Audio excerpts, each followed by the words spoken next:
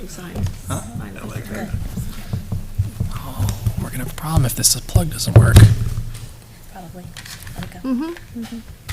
We are live. All right. Good evening, everyone, and welcome to the August 21st, 2024 Litchfield School Board meeting. Hopefully everyone has been and continues to enjoy their summer.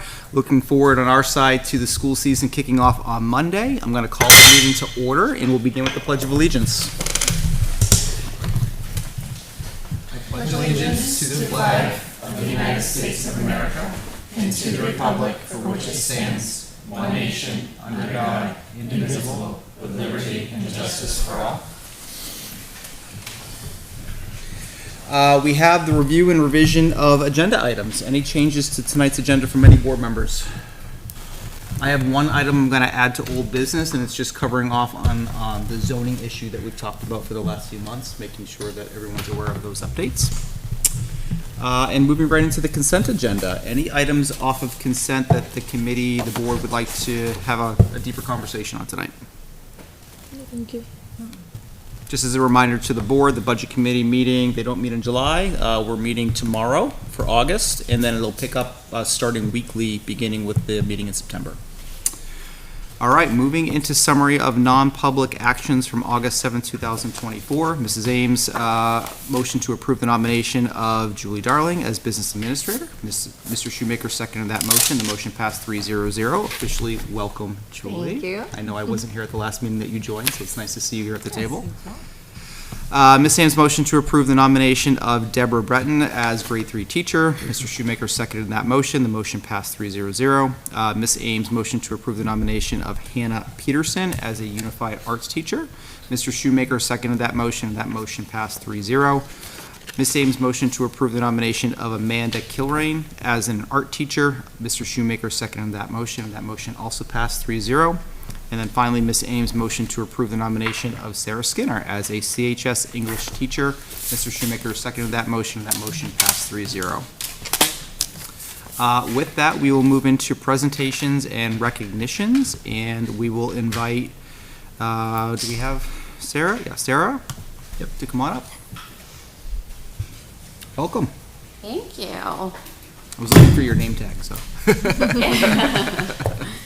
Yeah. All right. After the science thing, there's going to be, I don't know where everybody's sitting, but. All right, and we have school principals this evening as well, yes. Got me? Yeah. So first, I just wanted to provide a quick update. Last board meeting, August 7th, we presented again the science curriculum for K through 7. 8th grade was still a work in progress. So we said that we would come back with an update and we'd have that ready by September's board meeting. Really kudos to the 8th grade science teacher, Jim Paiva, who jumped right on it and got through it. And he and I met and went through a few more things, got it ready to go, and it went to the curriculum committee last night. And there's already been some really good positive feedback on that. So we will be ready to present that next board meeting. Amazing, great. Out of agenda, which is great. So thank you to Jim for that. And now we're ready to move into the great. So the next item on the agenda is the curriculum data presentation. All right. So we have all met a few different times to put this together, and I'm really excited for this team. It's my first time presenting up here on the data presentation, so I appreciate all of your feedback. And if we're going to throw kind of a lot at you. Okay. If you have questions, we might answer them as we go through. So if you want to wait until after we present to ask the questions, or if there's something pressing, obviously, that you want to interrupt, and feel free. Does that make sense? Okay. Great, thank you. All right. So the first thing we did was there's a lot of different reasons to look at assessment data.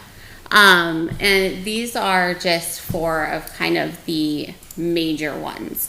So the first one, the providing insights for educators. So when we're looking at assessment data, we can get a lot of information from it. In particular, if we're talking about the SAS, it's an assessment that assesses towards the Common Core state standards. So looking at that gives us kind of one snapshot into where students are at in relation to those Common Core state standards. It also helps inform our instructional decisions. We see how students are doing. We look at a lot of different data points and decide, okay, are our instructional programs and resources effective? Do we need to make some adjustments in pacing, scope and sequence, etc.? So there's a lot of things there that can help us when looking at the data. Also, obviously, gives us trends in strengths and then areas that we might need to focus more on and figure out, okay, there's a trend in some weakness here. How can we address that? What do we need to do to make that a strength rather than a weakness? And then it really does help target those interventions where students, if they're showing a significant gap, we can help to provide the intervention that is focused and then hopefully close that gap to move them forward. Okay, so this first graph, I hope you guys can see it okay, shows the 2021 to 2024 New Hampshire SAS spring assessment for mathematics. It shows first the district overall average, so it takes the grades 3 through 8, averages them together, and that's our district average, 3 to 8, and then it breaks it into the overall scores in proficiency for students in grades 3 through 8. And this is the percent of students that are proficient or above in math. So looking at this, we can definitely see that our primary grades are doing a great job of building a solid foundation.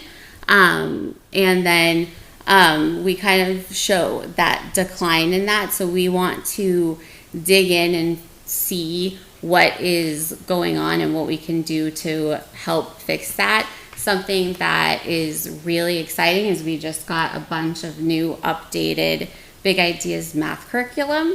So that went out to the teachers and they are starting to dig in, and we're going to look at what is new and updated, and we're also going to look at the scope and sequence, and then what's the vertical alignment K through 12, like how are we building on those skills to help improve our students' proficiency in this area. Question. Yes. So the decline you're mentioning, so it's really clear for everybody going home, or everybody watching at home, is notably in the stats we're seeing a significant decline between grade 4 and grade 5. Yeah. And the Big Ideas you're referencing was used as an optional tool in the toolkit last year. What's the change this year that you're thinking with that, since you brought it up? So this year, so that's the first I'm hearing of optional. So, and what I look at programs as an instructional resource for sure, and we use the Common Core state standards is the curriculum. So without having too much background with teachers, my vision is to go into each grade level and meet with them. I've already talked to the principals about scheduling those meetings regularly and digging into the Common Core state standards curriculums, those UBD templates that we have, doing a crosswalk between the two so we can see where are these pieces on those UBD templates in the Common Core state standards covered within this program, and how can we capitalize on those things. There might be instances where we might need to move a chapter or a unit earlier because it should come earlier in our scope and sequence, but it doesn't in the program, right? No program is a magic bullet. So we also are going to have to look at where might there be holes? Are there things that we're going to have to find for supplements to help fix that and work on improving some instructional strategies to help get students closer to proficiency? Does that answer your question? Yep, thank you. Okay, no So, problem. just looking at this, right, we see a big drop off for fifth, but we also see a slow return. I mean, sixth is doing better, but it's still a slow return. So, I mean, is that, I guess my question, and I think it's the next slide, is where you start to get into it, is how does this compare to the state, right? Like, are we tracking against like what the like the standardized testing? Like, is it a problem with what we're expecting in the state at a state level, And we or have is a new it? sixth grade math teacher this year as well, just as a reminder. Yeah, and we actually talked a lot about the dip and the structure of grade levels and what's middle school and what's elementary school is different in different districts. So fifth grade in our district is a transition year. So we also talked about looking at what does that transition look like for kids and what might we need to do to help bridge that for them, because obviously there is something happening from going to fourth grade, we're comfortable, we've been here since kindergarten, to I'm at a new school, there's bigger kids here, I'm no longer at the top, so that transition year is very pivotal. So we really need to look at things that we can put into place to help them with that. And then, do you want me to go to the state slide? Well, I just as a follow-up on that, though, I mean, it'll tie into the state slide. I don't expect you to have this data right now, just to be clear. But, I would also be curious to know for districts that are transitioning in sixth grade, are they seeing a similar drop? Or are they, is the transition in sixth grade a better transition? Or, I know there's a lot of variables that can play into this, but those are just things that are bouncing around in my head. Speaking from experience from one other district, I can say that sixth grade transition has shown a decline and then it pops back up. But I can't say like 100%, Yeah. but I can definitely get that for you if you would like. It'd be interesting, but Yeah. you know what you're doing, so I don't want to put more work on your plate that is just taking you off on a tangent. Well, I think where you're going is, as you think about facilities, right? Right. And as you think about what the right kind of mix is for Yes. elementary versus middle, is there a notable difference there in the numbers that should be a part of the considerations? And I also Yep. just, I care, I know we're getting to the next slide, but I also care, I've talked to the superintendent about this. I personally don't feel like I have a good grasp on what we deem success in our district, right? And so I know when we look across our district and we're saying, okay, well, our district's doing this, but I'm equally as concerned about how we're performing against the state, the rest of the state, because there are school districts that are regarded as the best school districts in the state, and I would like us to be one of those. So, and I know all of you would too. So I'm curious to see as we go through that. Sorry. Yeah, you have to set that bar high so we can reach to it, right? But I can definitely get that for you because I love data. You're just starting with this, so like, I don't want to put more on your plate. But if you're so inclined and you find the time, that's fine. Okay. So this is the same graph except for we inserted the state. So if you look at the orange, green, and blue, that's the district, and then the pink, purple, and red is the state. And it's important to mention that 2024 is not on this because the state data is not out until the fall. So we are only looking at 2021 to 2023 for both district and state.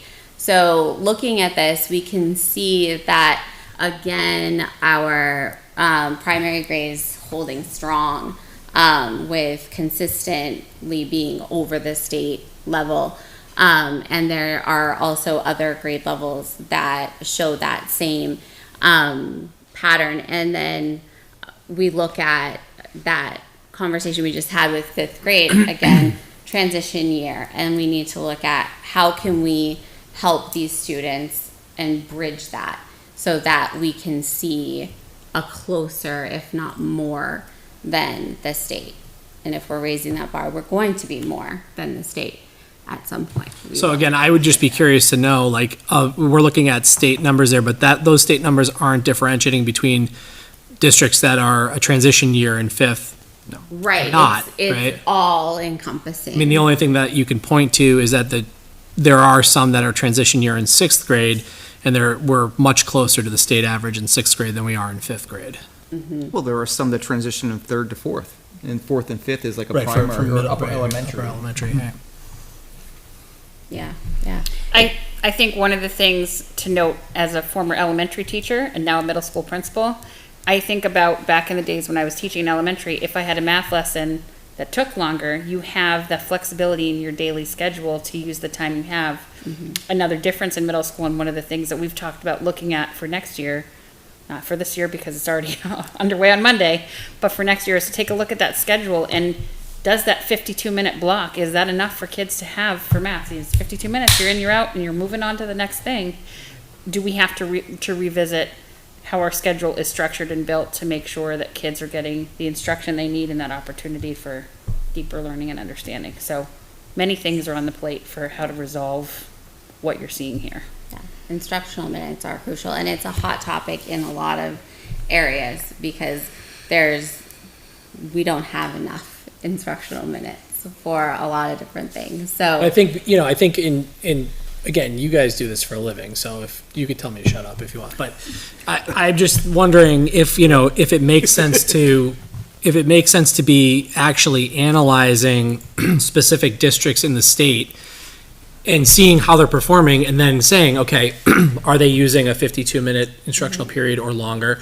Are they transitioning in sixth grade or not, right? Because otherwise, it's really hard to correlate us against the state because we're not looking at consistency. Yep, that's a good point. And looking at interventions as well.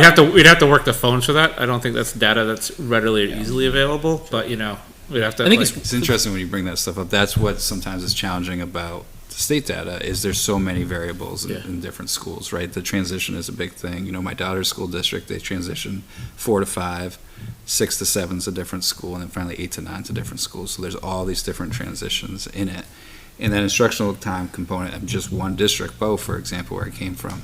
It's almost 2 schools in itself. The middle school, there's a 5-6 model that is a little more elementary centric, and then there's a 7-8 model that is more that junior high period prep you for high school type of model. So different schools have different structures. But what I'm hearing from you is that there's what we think are 2 really big components are transition years and instructional time.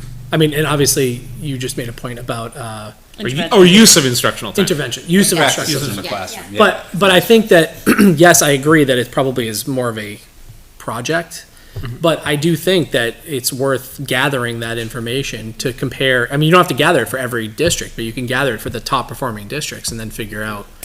I mean, we know Bo performs well, right? You worked at Bo. That's the reputation. So I would imagine that we at least have some ability to get some information from Bo if we needed to. I do agree with you, Matt, that I think it's worth taking a look at. But I also think that there are things that we can look at internally already as to how to make a difference. Like tier 2 interventions. I think that is a big piece of the pie. I think. Not to say, I know the 5th grade data is what's standing out for everybody around the table. It's not something that we haven't looked at and discussed at length. The 7th grade data. We're going to get a little bit more granular as the presentation We're going goes to get more on. granular, but also Sorry. just to quickly Slide 2. address, for the past 2 years, I just want everybody to recall, our tier 2 intervention has been pulled to be able to be a classroom teacher. So we've had 0 tier 2 intervention because of that purpose. And so just so you know, I don't, just in general, what tier 2 intervention is it's not the kids that are identified with learning disabilities or IEPs. These are the kids that are in the general education classroom, but they need a little bit more time and a little bit more practice maybe to get to those benchmarks. So I'm a math tutor in another district, and that's what I do. Paras specifically? What's that? Para support or? No, it's Can be what lots we of have different in ways. what I do in Bedford is it's a tutor. So we pull kids and I meet with them in small groups. It can be We have Title I and then we Title have the I and- tutors. yeah. Right. So, Mrs. Parent and is So, the- but can you give me an idea of how many students in a grade, like percentage wise, might need tier 2 interventions? Yes, there's figures around this. So there's 3 tiers, 1, 2, 3. Yep. 80% of your kids should be in that tier 1 kind of intervention, which is normal classroom instruction and everything in that line. Your tier 2 is roughly about 15% of your students, right? And they need a little bit above that. And then your tier 3, your most needy students, are about 5% of your student range. I'm sorry, so tier 2 was how many? About 15%. 15, so 20%. So 20% of your students need more than tier 1 intervention. Yeah. But we're looking at 5th grade numbers where the proficiency is at 20%. I would say in Litchfield, it's a little bit varied. I would Yeah. say. Yeah, that's the Yeah, rough, that's that's the the- rough. Right. But I mean, but we're not, it's not like we're at If you look No. at proficiency. 50% proficiency. Right, if you look at grade level proficiency, that's where we want all of our 80% of kids Yeah, to be. yeah. Right. That's So, the yeah. target. So this, I have it at the very, very end Sorry. no, it's fine. So, stole my thunder with the percentages. It's okay. No, but looking at, I am and have been very involved in MTSS models, in MTSS A, which is academics, and MTSS B, which is behavior, and how to marry the two, because we know we're seeing an increase in that behavior component. And how do we address that while also getting the academic component met? And what does that look like in that kind of a model? So just having those conversations as a team in what does our tier 1 classroom intervention look like? What do those small groups consist of? Then tier 2, what is the criterion for if a student is not meeting and we need to pull them out for a specific math? How are we determining that? What is the specific skill? How are we instructing that? Because a lot of times it's, okay, they're doing this instructional strategy in the classroom, that's not working, so I'm going to pull from this instructional strategy and we're going to give them something completely different. So we need to figure out how we're going to align all of those things so that we're providing consistent interventions through all tiers. And I also want to be clear that in any of this data, what I want to be clear to say to the public and to the board here is, it's not that any teacher specifically is not working really hard to do what they think is in the student's best interest at that moment in time. It's about taking a look as a district K-12, how we're aligning those practices vertically. Because I know it's easier at the elementary school because you're talking about a pocket of teachers, but when you get to the middle school, you're talking about specific teachers, and I want to be clear to the public, it's not a target or an attack, because we see that dip in 5th grade, that we want to make sure that we're saying that out there clearly. We've now identified 3 other elements that we can not quickly, but we could parse through, right? We can look at data and parse through. We can parse through transition years. We can parse through instructional time. I don't disagree that there's, interventions is important, although to me this data is not, this is bigger than interventions. Like, Yeah. we're not talking, like if it was, I think that the interventions are gonna be the things that where we're slightly below state data. We're maybe below state data. That may bring us up to the state level. But I don't think we're with something like that, what we were looking at for that 5th grade example, that's interventions is not Right, gonna solve but that I think problem. this is informing instruction as well. Yeah, So it's informing, absolutely. and And it also informs, like I said earlier, our curriculum decisions. Okay. Like, what do we need to do in our curriculum to change it? Because you're right, this is a tier 1 problem. And we need to look at how we can address that and what's been happening that has been effective. And then what do we need to look at for improvement? And to me, it looks like we need, and what has been clear is a vertical alignment is crucial, so that we are taking those solid primary skills and we are continuing to build in a positive momentum. And then we're also looking at the scope and sequence and the pacing. A lot of times as a teacher, it's hard not to be like, I gotta get, how do we look at the data, take it for what it is, slow it down, pull back when we need to, speed it up when we can. There are ways that you can do that. And that's where I am really excited to get in and meet with teachers in their grade levels and really dig into this work and figure those things out. Like, where can we make these adjustments so that we can see increases in student performance. Can I make a suggestion going forward? And it's completely up to you and the board how they want to do it. But I think there's a lot of data here. We're on slide 4 of 29. I'll stop asking questions. No, I no, get what I'm you're not. saying. Just say what you mean. As we go on. You could just look at me and say. I'm not. What I'm saying is, I think some of our questions might be answered as we go along, but I also think we might need Yep. a week or two to process what we're seeing, because I'm seeing different trends. Like I'm looking at 4th grade on this You one, know, and it's a little 7th, different right. than I'm looking at 7th grade, and they're doing great. And so I would think maybe we have them present tonight, make our list of questions, and then maybe we can circle back on this at our next meeting, or try and get some questions answered in between, just because we're a half hour in and 4 slides in. Well, that was a great point, right? Fantastic point. So, like, what other data elements, I know we still have to get to other areas of curriculum, but what other data elements are really stand out to you? As we go through it? In math or in Because just, this is just math. This is just math, right? So as we shift the conversation to other aspects, to other areas. yeah, charts. well, so at the very end, so I could just bring what I was going to talk about at the end to now. The 3 things that really stood out to me as I put together and looked at all this data and had conversations with the team and all of that is data-driven instruction. What does that look like? Again, talking about pacing and, okay, if we see that students aren't really grasping onto a concept, how can we kind of slow our stuff down, make sure they grasp on, and then continue on forward? What does that look like? And then also the vertical alignment. We really need to look at that piece, like what do we want our graduates to graduate knowing in each of the content areas, and then how do we scaffold that down all the way to pre-K, right? And that has been clear that we, like a clear outcry, like that's what we need. And looking through what I have, I'm like, yes, we definitely need that. And then also that targeted intervention. What do our MTSS models look like at each level? And how do we provide really effective intervention, tier 1, 2, and 3 for students so that we can increase proficiency? So those are the 3 areas that kind of put on my radar, like priority wise, after going through all of this data. Does that make sense, Andrew? Is that? It does, yeah, and I'm Yeah. jumping down to your summary slide, which is great.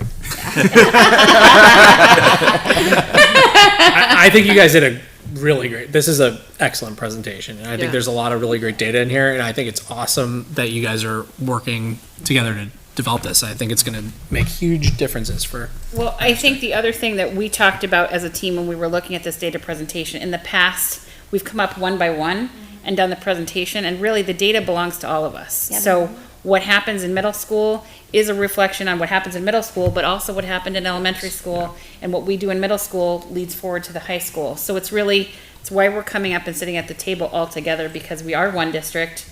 We're the new year, new us. We're rowing together. We're not rowing in separate boats. We're trying to get in the same one, and let's all row in the same direction. We even sang a song. Row, row, row your boat. And just No, we're all in this together. Yes. in just a couple of moments, right? I mean, iReady's mentioned in your presentation. We haven't talked about it tonight, right? But I'd love to get your initial reactions and views to how iReady is used in our district.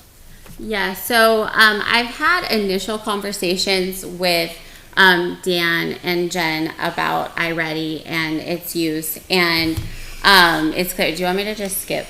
Skip. Look at that, guys. We're accelerating time. Ooh, stop. I went too fast. No, I think it's all good. I mean, I definitely want to sit and really. Okay. There's a lot of numbers here, right? So, yeah, there is. So, yeah, the iReady, and iReady is what I really wanted to stress is the difference in iReady versus SAS. It is a completely different assessment, and to try to look at the two in comparison is like comparing apples and oranges. They're just not comparable, because iReady is an adaptive assessment. So as students answer questions, it can go up, down, until it finds that just right level for that student. And the SAS does not do that. And the interface is also very different. So the questions that the students are getting and what it looks like, everything about it is completely different. So I would say that iReady platform is more engaging, comforting. The SAS platform is a little more intimidating when, it's secure and everything's locked down, and, so it's very different. But iReady is good for progress monitoring, looking at how students are doing towards specific grade level skills throughout the year. And the diagnostics are run fall, winter, spring. These are the spring diagnostics. So how did they do at the very end of the year? We can kind of see, and we have an apples to apples comparison with iReady data because we have a fall, winter, spring diagnostic. So we can kind of really track that and use it to inform our instruction based on how students are doing. In the moment. Right, exactly, in the moment. Is the iReady assessment, are they also aligned with the New Hampshire state standards? No, it's nationally based. So that, there's another difference. Exactly, Looking at different- yes. I think that's a huge, just talking point for people to understand. There's 3 tiers of data in schools. There's localized data, that's whatever assessment the school generates, right? Your report cards, your whatnots, whatever that schools are giving out. There's that state level, that's where the SAS comes in. And you'll see, you just look at math, even the state average of proficiency in the state of New Hampshire is 30, 40 percentile. There's really good education in New Hampshire. And where you see that show up is something like an iReady or STAR is what I've used in other districts, where that's a national component. You're being compared against schools from all over the country. So you see our kids get a higher proficiency rate, usually in that type of setting, because the state of New Hampshire is just a high achieving educational state. So you get that, our kids are scoring in the 60s, 70 percentiles there because they're being compared nationally on that. And that's a recognition that there's high expectations of education in New Hampshire and New England and the Northeast. So if the state level of proficiency on the state standardized test is about 30%, doesn't that indicate that there's an issue? So, I'm Wouldn't not a you fan say- of the Yeah. SAS thing. the main difference, and without getting too wonky, Yeah. the SAS is what's considered a unidimensional assessment. It's proficient or not. It's one line. Yeah. And iReady is considered a bidimensional. So you're then plotted on quadrants. So you're looking for both performance and growth.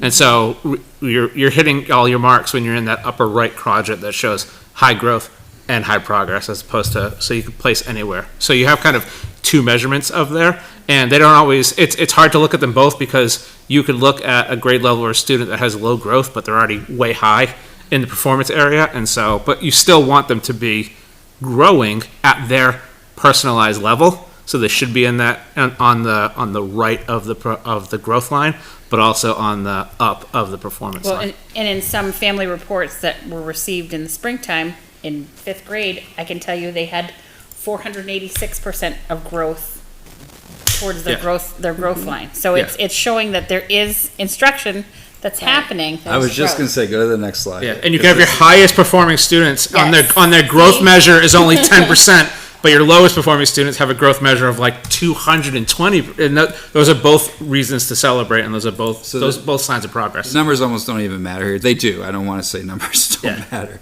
But if you just look at the visual here, this is over the course of a year, right? And you can see that continuous growth from the students approaching, more and more kids approaching grade level there.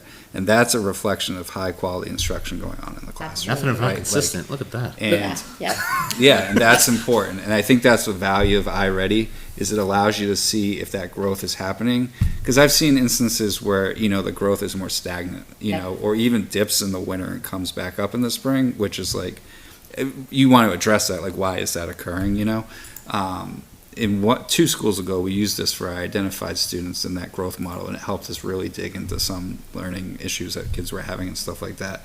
But just the visual there of seeing that consistent, steady growth over the course of a year is powerful. This is across the district. Yeah, this crosses the whole entire district, not But just if one I flip grade. back to slide 9, right, I guess how I look at this, I see, all right, grade K, 74% in 22, 69% in 24, 65% for grade 1, 50% in 24. Like, I see most of these grades actually declining from 22 to 24. So that's what we should Yeah. look for. And Why that's is that? And definitely that might be a something curricular that- thing. Yeah. It could also just be the group of kids that they had that year. Well, what you Or, should Well, the well, cohort it's actually, is- if we're following the, like, I The think what you're, cohort you're diagram, following, like, so kindergarten to first grade has a decline, that, right, you're following the cohort, like, we're having, we You're do. looking from the green to the blue. I'm looking straight down, right, but I understand Okay. diagonally because it's the same group of kids as Same the group of graphs. kids. Yeah. And that's what, and that is something to try and figure out what's going on. Yes, there. and If you I look at noticed a that cohort same of thing. kids, there is a slight decline Yeah. there in those I numbers. really wanna look So is it a in, retention issue? You Yeah. know, like as they're But making why would that- there, like, I'm just gonna pick on grade 1 because it's the one I'm looking at. Yeah. No, literally no other reason, Yeah. right? In 22, we had 65%, I don't know what the right term is. it's. Performing at or above grade Yeah. level. Performing at or above grade, thank Yeah. you. Yep. And that dropped to 50% in 2024 with the new group of kiddos in With the grade blue- 1. They were the blue and K, and they were at 73. Right, so why is there a 15% decrease in grade 1 I had over a that- couple of years? I had that exact same question, and those are, like Brian said, like, those are the questions that Okay. when I go meet with the grade level, like, we open the platform and we dig into the deeper data.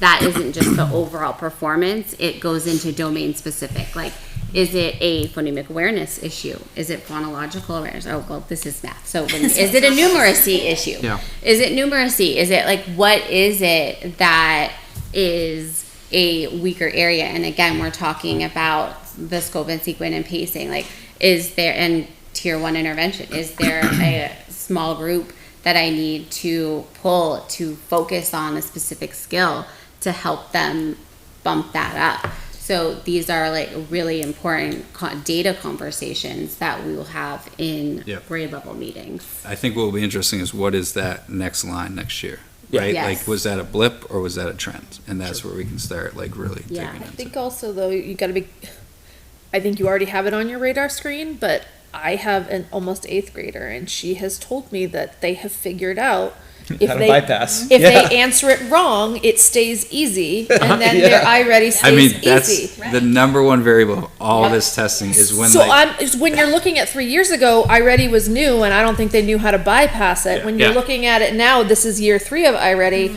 Those little smarty pants have figured Yeah. out. And at the, Well, they can game and at the system. lower game and at the lower grades, it's completing the activity gets you to the game The fun. platform. Yeah.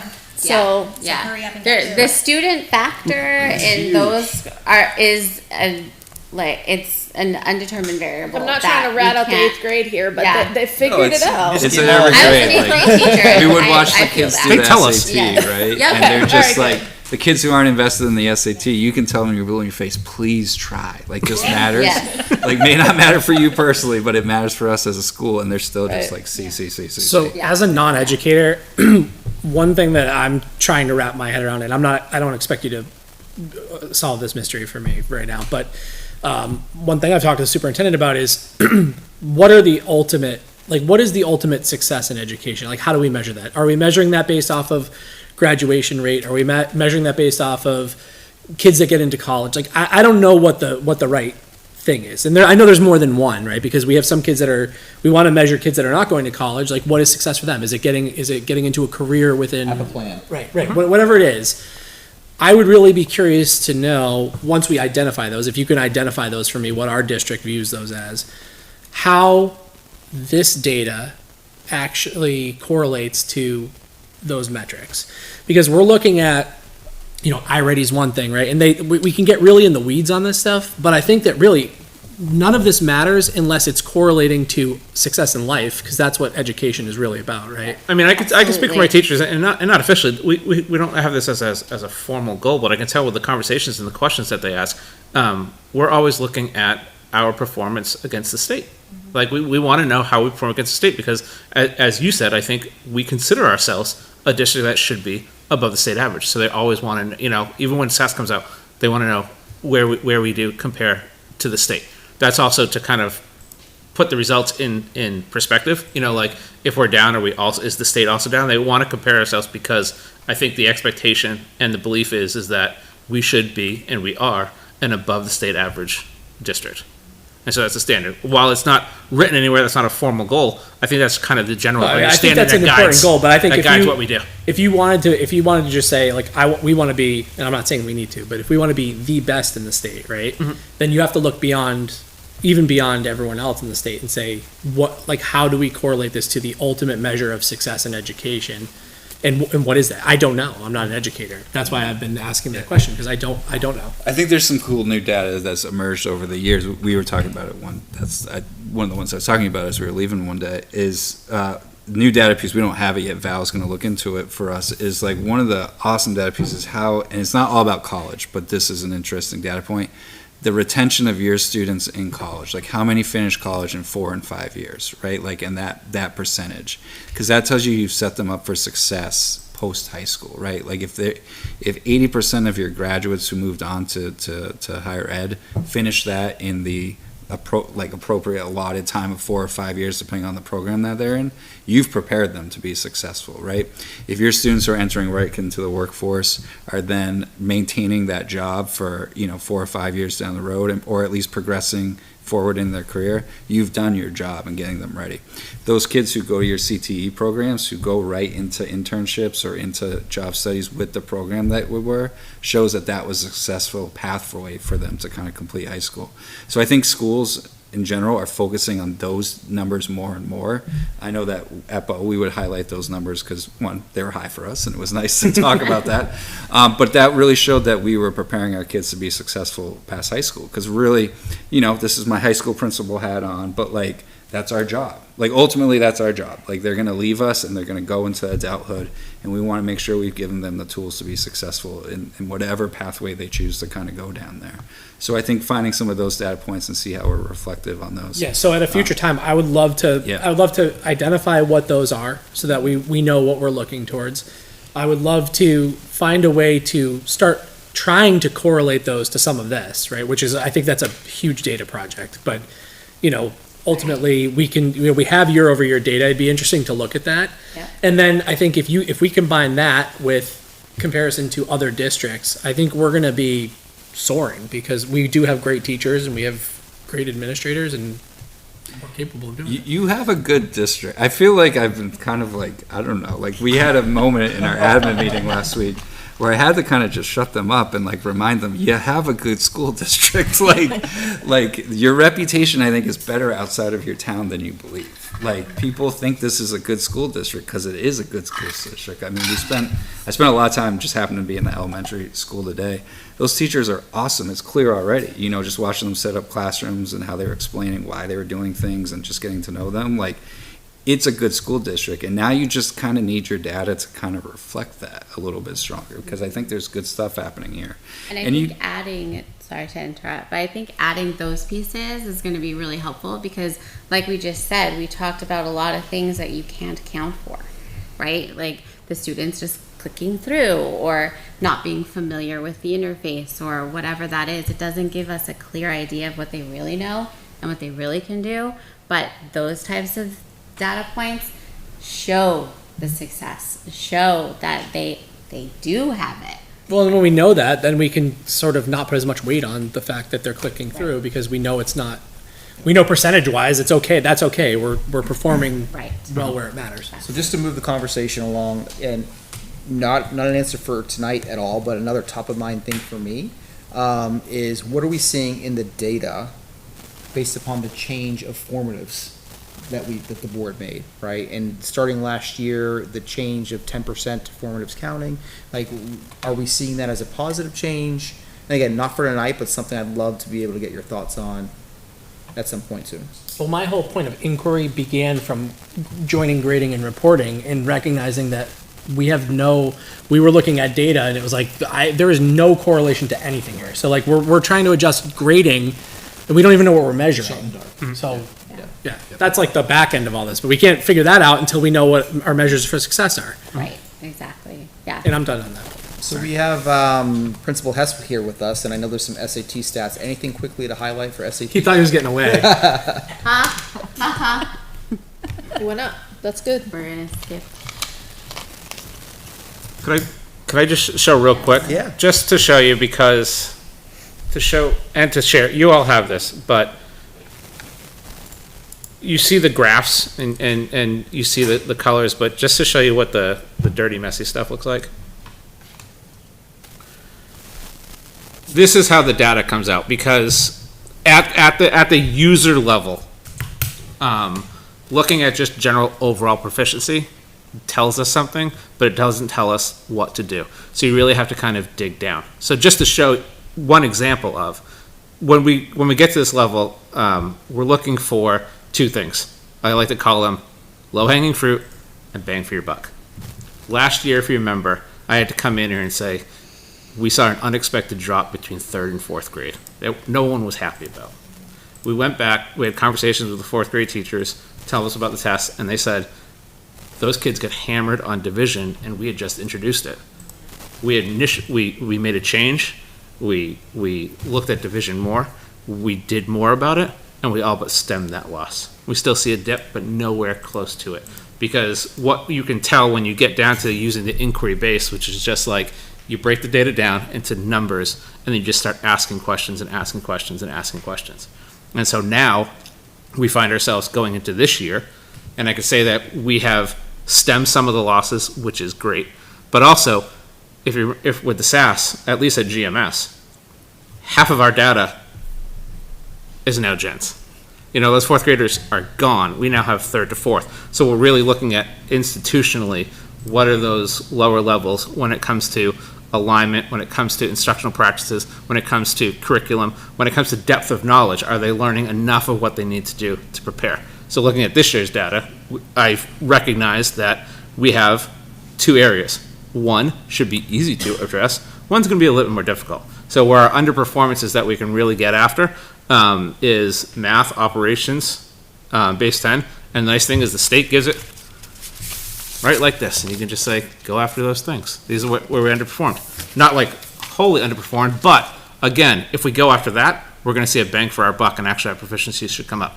The other one is writing, and I will just freely admit that the state, I think, is still trying to figure out the writing. So they're not much of a good recess for us. So if we underperform or overperform in writing, I can't tell you exactly what we did or didn't do, because last year they changed the test, they went to hand scoring, and we have the rubric so we can kind of know what they're being scored against, but it's very hard to look at it and say, if we do this skill or this instructional practice. But I'm not going to go over it, obviously, but I want to go through it, and if it doesn't make sense, reach out, ask questions, but while the graphs tell a story, it's not the story. The story's in the ugly numbers. I can talk to you about the writing some of the point, but there's a lot of things. Go ahead. A lot of things. I don't know why these PSAT things look great. I don't know why you're shying away from this. This looks good. If we click just forward to kind of talking about knowing that our numbers are difficult to look at in middle school with a transitional year, with all of the things that we had to look at. One of the things that we really wanted to focus in on was the addition of vertical teams. So if you remember in contract negotiations last year, I asked for vertical teams for math, language arts, science, and social studies, and we have them. And we spent a whole day last week discussing how are we going to use that to really align practices, to really take a look as a district, not as a district, but as a school, what we're doing, where are we seeing those spikes and successes? Like if we're looking at 7th grade, for example, what are the reasons that those successes are happening in 7th grade, and how can we transfer those skills or that success to the other grade levels that may not be experiencing the same level of success?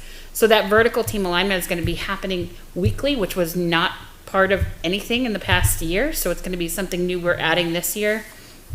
And we're really hoping that by taking a look at that specific data, that specific information in weekly conversations with vertical teams is going to help align all of our assessment data, including those, as Brian talked about, the individual school data, so what the tests are that the teachers are individually given, what the day-to-day practices are by teachers at all grade levels, in all content areas, and where they're meeting with success, how do we mirror that or mimic that in the other grade levels? So I think that's my big takeaway. And then the final quote is, failure is only failure if it's left unexamined and unimproved. And that's our goal, is to really work on finding those places where we know we have some difficult data. How do we work to make that data better moving forward? Is that a you quote? Were you attributing that to you? No, that's not me. I forget who wrote Jay it, but Grantham? it's there. That's not a Granthamism. No, sorry. Dan writes those down in meetings because I'll say something wonderful and he just copies it. I have a whole book. Yeah, in the past, we threw a ton of different PSAT and SAT data. I wanted to focus on just our class of 2025, so you can see the trend that we're seeing in all grades. So they take the PSAT, this is the 10th grade. We don't have the 8-9 data. It's not listed on College Board anymore, so I don't have their 8-9 data. But you'll see as you look at the PSATs they took in the fall, the PSATs they took in 2023, the PSATs they took in the fall of 2023, and then the SATs they took in the spring of 2024. They progressed in each one. They went up to the fact that we eventually outpaced the state. And we see the growth there. So we're above state average when it comes to the SATs with our current class of 2025. So I think that trend and that growth mirrors a lot of what we see at the elementary and the middle school, that transition year. One of the things that I think is super important, especially as a former English teacher, is intentionality. And last year, Jen, Dan, and I intentionally forming our principals PLC to talk about transition, to talk about vertical alignment. I'm sure those things have been thrown around for years in many districts, but to finally intentionally set forth to do it and to talk about transition years, to actually start vertical alignment conversations, I think that's where we're going to see a lot of, to borrow one of Dan's phrases, bang for your buck, and really progression through here. So, I'm not going to hang my hat on PSAT scores and say anything I directly did over the past 2 years is what caused this growth. We're going to continue working on quality instructional practices in the classroom. We're going to keep pushing kids to own their learning, to demonstrate for themselves that they're learning and that they're meeting the competencies and that sort of thing. I think that's where we're going to continue to see growth over and over again. It's a similar thing if we want to jump ahead to AP scores. We had a stellar year. Before you get that, just pause. Go back to your actual SAT score. That's good.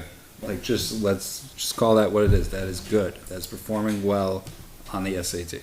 That class did. Like, being above the state average at those numbers is good. That's well done.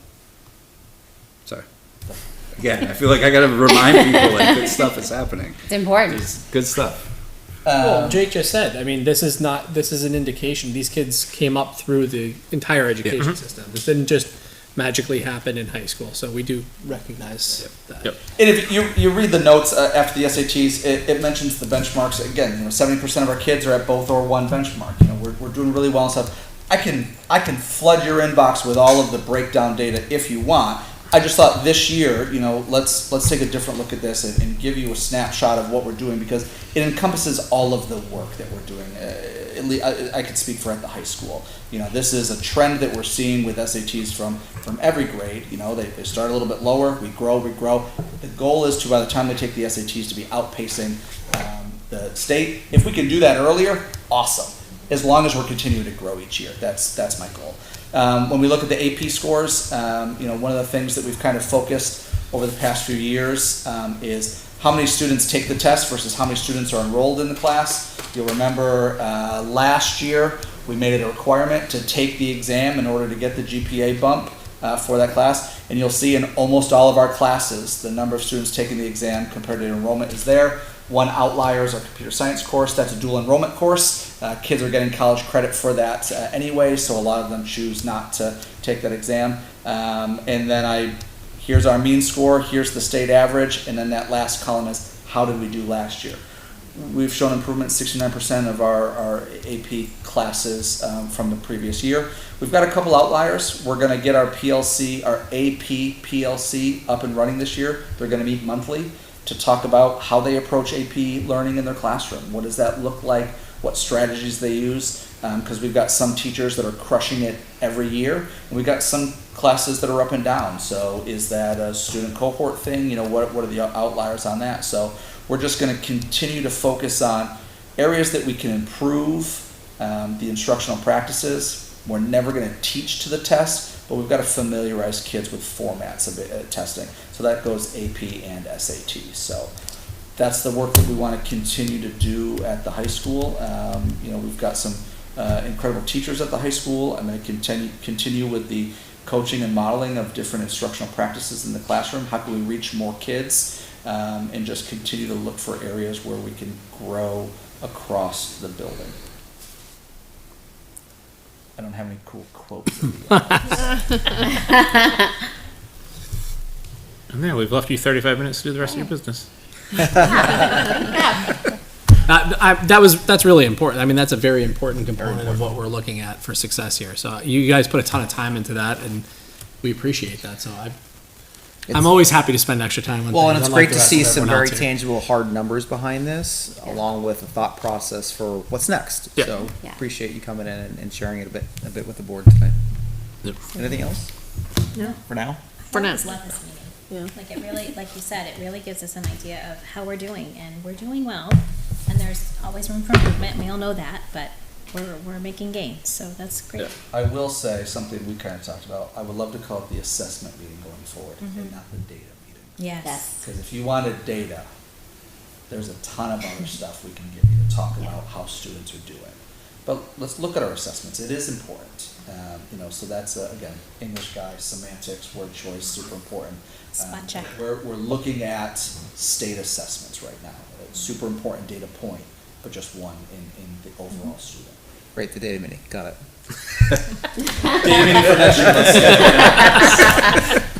But honestly, if there's a different way we should be looking at Yeah. this, Yeah. I mean, you make a good point. If there is other data that and measures beyond assessment that aren't taking into consideration in other meetings, I would love to know about it. Yeah. I think that goes to Matt's point about we need to define what success looks like. And I mean, that's something that I remember bringing up in our first data presentation, my first year as principal here is, I presented our athletic numbers, I presented our co-curricular numbers that year as well, because when we're looking at success, for some kid that got that 890 on the SAT, that's the best he got, and he's thrilled with that, and that is success. That's going to fall below the state mean, but that's success for that young student. So just all of those things, but we do need to make a decision as a district. What is success? And I love what I think including growth in that. Growth is in that success. Growth as is a success, as a big yeah. measure. That is key. Yeah. It can't just be the score. That's Yeah. the end of that's the end of everything. It's the growth that And Brian and I have already talked about some possibilities of some things we could do for next year. Again, Great. going with the assessment instead of. Yeah, because there's data behind this data that impacts, behavior Right. referrals, that Yeah. correlates to, performance and those things. So, All right. Well, Great. thank you very much. Yeah. Thank you. Enjoy the summer break here, right? Yeah, they're done. They're done. Break is over. Sort of. See you tomorrow morning. We'll see you tomorrow morning. Would it be an appropriate time for me now to share my thank you? So Okay. I don't think we have anything for the student representative report, right? We're in summer, so yes. We're gonna move right into community comment on agenda items, but I'd like to invite Mrs. Grantham to stay for a special recognition of our Veterans Association. Yes. So I'm just going to say from over here because I think my voice is loud enough to carry to the microphones. We are so lucky to have such a vigorous, wonderful relationship with our Litchfield Veterans Association. Our school works very hard to raise funds to help put the wreaths on the veterans' graves in December, as well as cornhole tournaments, dances, other things that we do to kind of work together. And one of the things that we have been very lucky to have in the past from our Litchfield Veterans Association is they've returned in kind favor. Not that we've reached out and said, please, you have to do all these things that we ask you to do. They have provided us with cornhole boards. They cooked a wonderful luncheon for us in years past. And then this year, we have been looking for furnishing our outdoor classroom space. The Litchfield Veterans Association heard that this was something that we needed, talking to Bobby Jacques, and they pulled through in kind and came in with 3 beautiful outdoor picnic tables that we now have in our courtyard space that our students are going to be able to use as a space to go outside for our sustainability course or for our classrooms to just be able to sign up a nice outside space to eat a lunch or to have a class outside, to get some fresh air, to have some opportunity to read quietly outside. So I just wanted to personally say thank you to the Litchfield Veterans Association. They came in, they had their tools out in that courtyard area. We're putting the tables together, and we really appreciate all of their energy and effort. So thank you, veterans. Yes. Very nice. A heartfelt thank you to the Veterans Association for all that you have done and continue to do for the school district. We'll have some great pictures we'll post online once we have kids at the tables. Right now, they're just tables out there, but I love the collaboration. I think it's great. it's awesome. It's perfect for the town. So thank you. All right, thank you. We are in community comment on agenda items. Anyone else care to speak for community comment this evening? Nope, I'm gonna close community comment. There's a second, public input session later today. We're gonna move into correspondence and I'll turn it over to Vice Chair Ames. Thank you. Brief summary, August 10th, we received an email from Jan Sullivan circulating the draft August 7th, 2024 public minutes. On August 12th, Superintendent O'Connell sent a text message to the group with general information about a confidential personnel matter, and there were responses from all board members. On August 12th, Ann Inamorati circulated the credit card manifest. On August 14th, Mr. Cutter emailed the board reminding the board of the district opening day activities that are tomorrow, August 22nd. And there were responses from myself, Ms. Harrison, and Mr. Shoemaker. On August 15th, Superintendent O'Connell texted the board with an update on a personnel situation and communication needing to be sent to the community as soon as possible. And there were responses from all board members. On August 15th, Ms. Grantham circulated draft communication to go out to families regarding Unified Arts in Spanish. On August 15th, Ms. Harrison emailed the board requesting the board consider inviting candidates for the various state races to a board meeting to hear their positions on education, and then consider hosting a New Hampshire School Funding Fairness Project meeting in Litchfield for our residents to attend, and there were responses from Superintendent O'Connell and Mr. Cutter. On August 16th, Ann Inamorati circulated an additional manifest. There was a question for Mr. Cutter and a response from Ms. Inamorati. On August 16th, Renee Burgess circulated the August 21st agenda to the board. On August 19th, Superintendent O'Connell circulated an update from First Student regarding negotiations with the drivers union, and there were responses from Mr. Cutter and Mr. Plansky. On August 20th, Superintendent O'Connell sent a message to the board with a hiring update. And then on August 21st, Ann Inamorati circulated an additional manifest, particularly for the LMS PPA. And then on August 21st, Jan Sullivan circulated a draft of the non-public minutes from the August 7th meeting. And that's what we have. Okay, thank you for the summary. Any other correspondence by board members that wasn't stated? Hearing none. Okay, great. We'll move into the superintendent's report this evening. Yeah, thank you guys. Thank you to our principals and Dr. Taylor for their presentation. So just quick opening of schools update. We welcomed our new professional staff on Monday for a district day, and then a building day on Tuesday. Went very well. Dr. Taylor organized that, and contributions from many people in the administrative team to make that successful. Today we welcomed pretty much everyone else back. We still have some more people coming back tomorrow. It was great getting in. Like I said, I spent a lot of time in the elementary school today. That was not, I was planning to get around all three, but I ended up just spending the bulk of my time in the elementary school because it was just kind of cool seeing everything happening down there. So we'll have our big district day tomorrow. I brought gifts because I'm not immune to sucking up to the board as a new superintendent. So this is our gifts we're giving to our staff as they welcome back, our little lunch boxes for the Litchfield School District. I don't know who's able to attend tomorrow morning, so I just wanted to ensure that you're able to get one. We can pick colors up afterwards, but we're in that lunch pail kind of mentality. We're going to get to work. We're going to work hard this year, so we wanted to kind of mirror that in our gift. This is on TV, right? Here. Here's what they look like. We got blue and gray for that as well. So we'll kick things off. I think I put in one of those correspondence. The board is obviously invited if they would like to attend Tomorrow morning, we're starting at about 8 o'clock, probably about 8:10 by the time we get everyone seated and rolling in. I'm going to start with my opening presentation. I won't spoil anything, so we'll see how it goes. Hopefully it goes well, and then we're rocking and rolling from there. Building days on Friday. Welcome the kiddos on Monday. Really excited to have kids back in the buildings and to kind of get that new school year energy kind of going. Moving onward to capital needs assessment. This I didn't know where to put this on the agenda, so I left it here. This is part of the facilities kind of committee, but this is my ask as the superintendent, this for the board, so I kind of left it in my report. So one of the things that's come through the facilities committee, and if we want to talk about it in terms of that, I can hold off on talking about it. I know we can talk about Yeah, is looking at a capital needs assessment. Obviously, GMS is a huge focus of that committee, but we need to keep capital needs in mind for all three of our schools.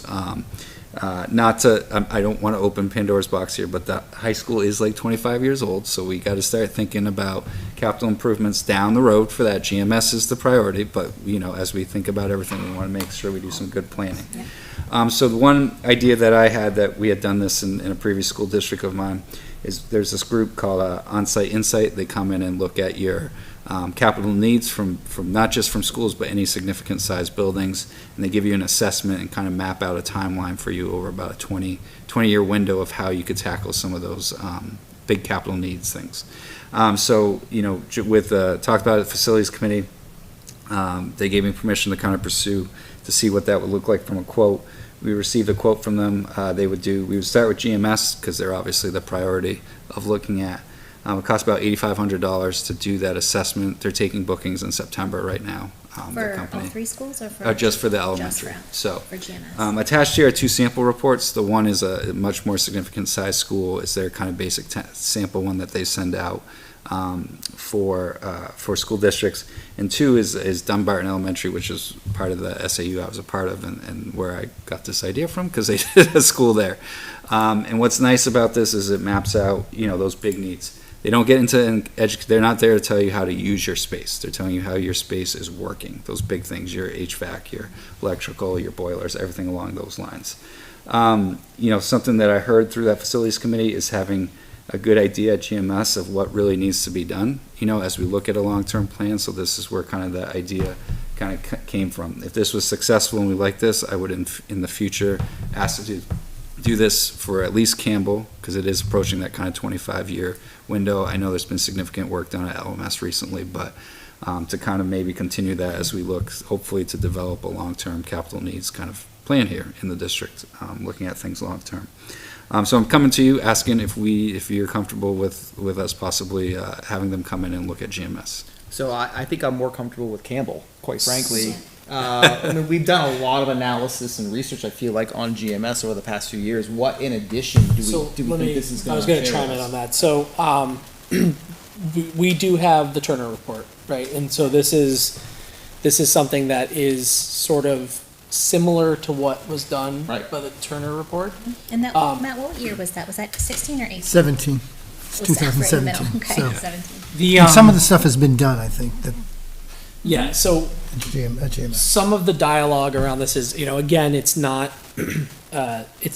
has no impact on like educational use of the space, right? And so that's a piece that we can't equate to.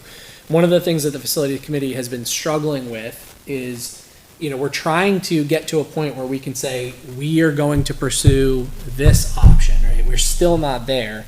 And whether that option is a new building or whether that option is renovating the existing building and doing addition, right? Like we don't know. And so we've taken a bunch of different stabs. We have the Turner report that's been picked apart. Kyle Barker has gone through and put price tags to the different things that it would require to do those things. There still seems to be a component of people that are saying, we don't feel like we know the actual state of the school. And so that's where this came from, was a fresh opportunity to have another party come in and say, we're looking at this in 2024, so we can then take, cross-reference what Kyle's given us and say, okay, they say that this needs to be done. Kyle's looked at it, he agrees it needs to be done, here's what the price was on it. So that's why that's coming before the board. Any thoughts? I think it's something we need to do for the entire school district, is to have a long-range plan, so, because I feel like we're always behind on maintenance, right? We need to have a long-term plan for maintenance, not just for GMS or LMS or CHS, but for the whole district. I feel that way, like Andrew said, for CHS. I do feel like we need a 20-year maintenance plan. I know that there are some upgrades and repairs that need to be done now because it's almost 25 years old. I feel like we have spent a ton of money looking at GMS, report after report after report after report And they all after say the same report. thing. And they all say the same thing. Yeah. And I feel that, I mean, how much more money do we need to spend studying and defining the issues that we already know are present at GMS? How much time and money is this district going to continue to pour into it before we can decide on a solution? That's kind of Well, where I think what we're trying to achieve, the facilities committee right now is comprised of a bunch of different groups of people, right? And it's been, if you've watched them, which I know you have, it has been an evolving thing, right? It started out with very defined factions of people who were like, kind of coming at each other hot.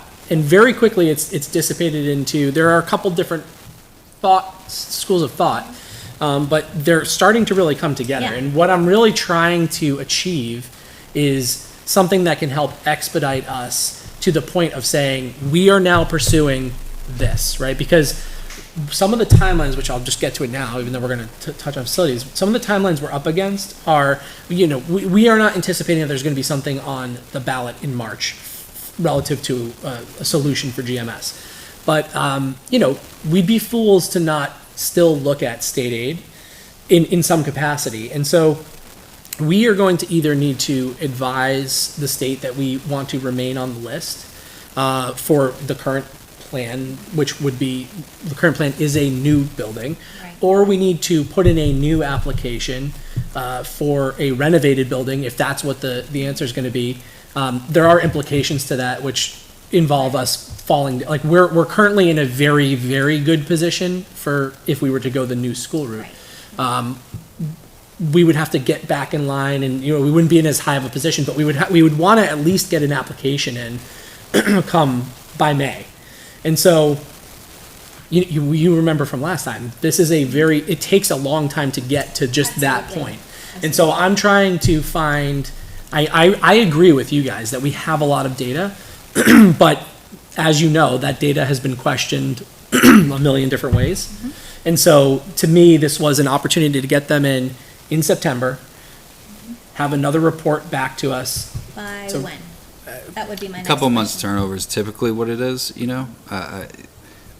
Because- then gets us to a place where we can say, we are now, with this committee, firmly rooted in this option. Because simultaneously, we are working on a survey that's going to gather community feedback, because that's the other big piece of what does the Absolutely. community want. Here's my thought, right, and interested in the board's ideas, and I think Mr. Mitchell has a comment too, right? I see some eyes and some hands, and is there an opportunity here? We have a new superintendent. I want to be able to support the new superintendent and his vision and what might help influence whatever comes next. That's really important to me to do, right? And to know that we're supporting you in your efforts. But I wonder if there's an opportunity here to do this for the district instead of a building, Yeah. right?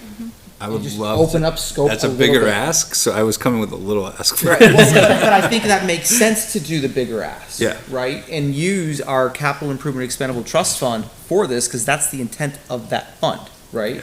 But as a part of this, I'd like to have them include things like, in the future, the solar payoff. Yeah. And Well, that's- other things yeah. that we need to be thinking about now. Well, I think to be clear, we love the idea of doing all three schools, because that's the biggest thing that this district is missing. There is no plan. It's a very reactive plan here, right? Like we always react. We're always reacting. And so I agree. Now, it would be a beautiful thing if they could have that report back to us before budget season, which they're not. They're not. But, nonetheless, we are at least moving in that direction, and I It's agree. not real. I mean, if you come back to us with a number in September, right, at our first September meeting, on what that might be, and maybe it's 8 times 3, 24, I don't know, Yeah. right? But if you come back to us with a number, maybe that then gives them enough time that come warrant discussions in December, we might be ready to go. Oh, absolutely. I mean, I think we would have some very actionable data in time for that. Right, and I would expect things like the LMS parking lot to be a part of that, right? And other things that we're thinking about. Yeah, I think, you look at some of your trust funds that you have that are capital improvement, capital reserve kind of there, and start utilizing that more, right? And if you want to use that more, what's your plan to use that more? So if you create more warrant articles, and I'm really summarizing more of a bigger picture here, but you see other districts every year create significant warrant articles to put into those capital reserve funds, right? So when when this maintenance, your planned maintenance you're just doing that cycle. You already have the money. There's not the tax impact. You're not You've already planned it out. taxing. Yeah, so you're just kind of doing it. We know 5 years from now the roof is going at Campbell, right? Hypothetically, that's not what I'm saying is going to happen. But if you've done 5 years worth of, deposits into that capital reserve fund, right, because you knew that was coming, then when the time comes, you're just paying for it and you're just doing it. And it's not this big ask at budget season to get it done and stuff. Well, and without this data, it's going to be hard to get the voters behind the asks to put money in those trust funds, because we're not showing them what the need is for those things. We're just saying, well, when we need to do these things that we're going to need to do, but we don't know what they are. So we know your position. I think I know your position, right? You think it's a good thing as well? I do. Yeah. Ms. Ames, what do you think? I'm struggling, to be honest, because I'm not sure. I guess I'm struggling to understand what data this is going to provide us that we don't already have related to GMS, not necessarily related to the other two schools, particularly Campbell, but what data is this going to give us that we don't already have, and what reassurance, if any, do we have that it's not going to be picked apart the same way that So Mr. Barker's recommendations and Mr. And the the Turner bias report and- yeah. and however many other, again, that's my one hand. On the other hand, it has been 7 years since the Turner report. That is, while we've been continuously and constantly working on this project for the last 7 years, we don't have that report for 7 years. We do have Mr. Barker's reports from that time period. And then I go back and say 8,500 isn't that much. So let's do this, right? And, well, before I say it, Mr. Mitchell, you had a comment? No, I just wanted to share that I've looked at both the Turner report and the sample from Dunbarton side by side. The Insight Onsite is far more detailed. It's really an inventory, and I fear drawing a false analogy, but I can tell you just from my own experience is that when you look at a house, you can have a builder go through it, and you can have a home inspector go through it. And H.L. Turner is an architecture firm, so that has the builder's walkthrough, whereas the Insight Onsite is that building inspector walkthrough, and it really kind of fine-tuned. And then when you see the breakdown of the Insight Onsite is really like, in year 1, you're doing this, in year 5, you're doing this, in year 10, you're doing this. So whether or not it's worth it, I think that's something you need to wrestle with, but there is a benefit when you look at the two side by side. You'll notice a tangible difference between the two reports. So that answers my question. Yeah. I mean, that was my what are we going to get out of this that we weren't getting out of the Turner report? To me, that answers my question. It sounds like it would truly be a non-biased opinion as a more building inspector thorough. would be. And more thorough. So what I'd like to do is Be different. table it Yeah. for tonight. I'd like to ask the superintendent to go back and just better understand what numbers are for a district analysis. definitely. And maybe it's district but positioned across the 3 schools, right? Yeah. So you can prioritize or break it however you want, right? And then we can make a decision in early September. What was the recommendation of facilities? To bring it forward, we couldn't make a decision to do it, so we said just bring it forward to the board to look at. Yeah, Was there a recommendation to do it? For GMS. Okay. We were only discussing it for GMS, Okay. with the agreement that it would be beneficial for all the schools. I mean, the superintendent did, state that at I the think the time. big thing for me is if there's buy-in from our current facilities committee that is a good cross-section of our entire community, Yes. then again, that's another benefit that I see to this. I mean, I can tell you that the last time that Kyle went through the school, Ron went with him. I wanted Ron to go with him because I wanted Ron to make sure that it was to his standard. Yeah. It was not to his standard. I was not aware of that during it, but I mean, there were certain things, and I don't know if Onsite Insight will be looking in the suspended ceiling panels, but that is what, Ron brings that point up a lot. But I do understand that this is a much more detailed, so I think it's beneficial for. Balancing that with, I do see the need, Dan, your answer helped me a lot. I do see the need for it. I'm happy to vote on it if the rest of the board is ready tonight, only because time's of the essence. If they're scheduling in September, I feel like if we want to go ahead and do this for the benefit of the GMS project and reaching a solution and knowing in which direction we're moving forward, I think we need to have it done sooner than later. We don't know what the whole number's gonna be I can't vote though. on a number though. Right, we don't have Well, a we can number. vote on 8,500 for GMS. Yeah, I don't know that I'm comfortable in just doing it for GMS. Again, because we've already spent significant, the value to me of this is not GMS, the value to me is district looking. But couldn't we also do that later? Could we get on the books for GMS, seeing, if that's the recommendation from the FIC?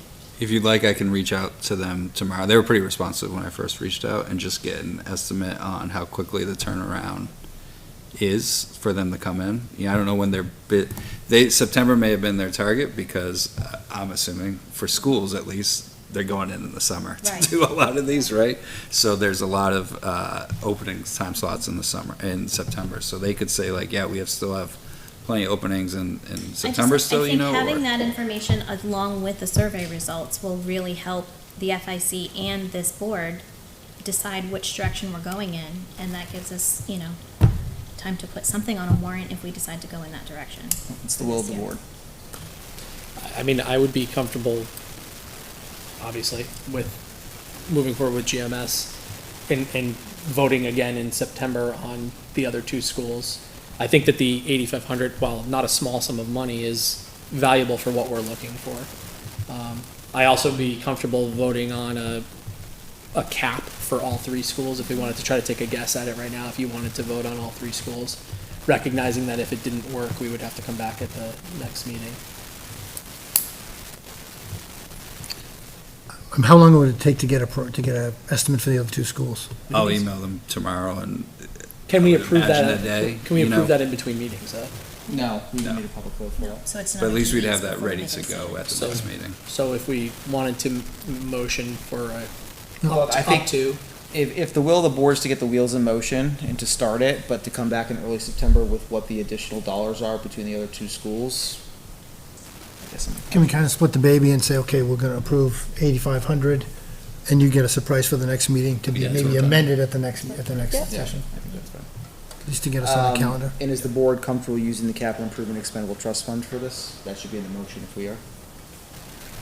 I am. Do we have to have a public We have a hearing? public hearing if we want to withdraw funds to do that, Mhm. so that's 2 weeks down the road. But we can maybe get it scheduled. Yeah, we can get it scheduled at least, and if we cancel, we cancel. That's what it is, you know. I can talk to them. I don't want to be preemptive here, but I could say like, hey, we're thinking about doing this for our other two schools. well, maybe we should do that because maybe we could get a discount if we're doing more All than one three school. Yeah. Let's do that. So wait 2 weeks? Yeah. We're not that far off from our next meeting. Let's wait 2 weeks then, right? I feel like that's the right I agree. approach. And, if you get a number tomorrow and we're able to post a hearing, Yeah. let's do We can that. do that. Okay. Okay, Sounds good. all right. That was a long discussion. We're chatty tonight. So much for being out of here an hour and a half. Sorry. I know.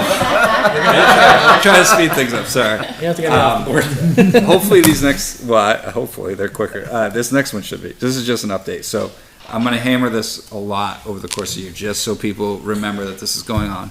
All three buildings are up for facility renewal this year through the state. It's a multi-part process that happens. The final verdict is in June 2025. And it's your renewal to operate, and this is the big review that happens about every 5 to 10 years that the state does of buildings.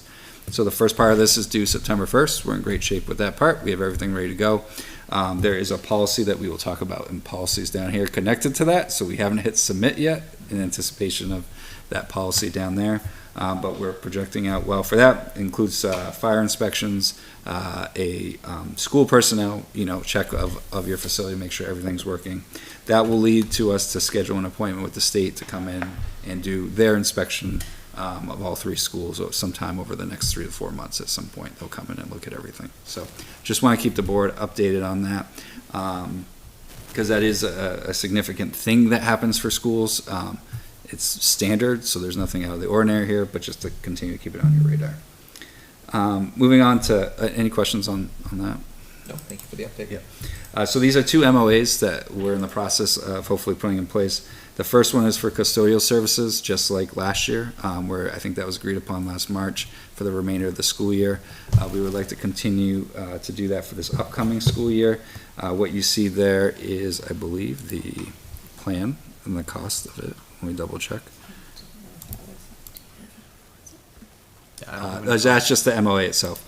So I do have a cost breakdown of it, and it's approximately the cost of 2 custodians. That's what it is for the year. Like if it was the equivalent if we had 2 custodians hired to do that. So the MOA is the same language we used last year for that. It's just if we were able to fill our empty positions, we would opt out of the contractual agreement. We just have to give the company citywide a 60-day heads up that we're opting out, which we would do. And then if we were fully staffed, we could do that. So same rate. We're adding GMS as part of that plan. So I feel good moving forward with that. Julie feels good moving forward with that. We've talked with the principals and the LSSA, and they're comfortable with us moving forward with it.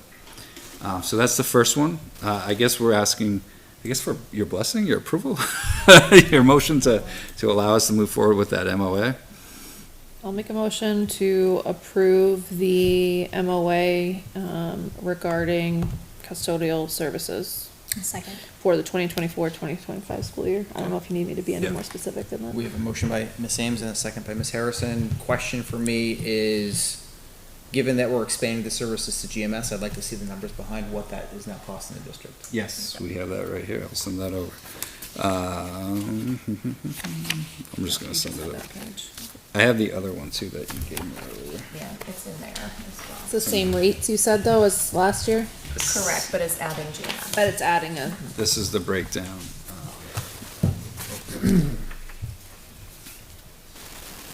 So it's the equivalent about when you factor in FICA, Yep. insurance, everything of 2 custodians. I So just don't know that we have much of a choice. we have 6 open positions right Yeah. now, so it is what it is. So a Ideally, lot I of would love districts to are fill those doing positions, this. but- Yeah, they met with us. Julie had a second meeting with them today, but met with us last week. So are we putting 1 in each school?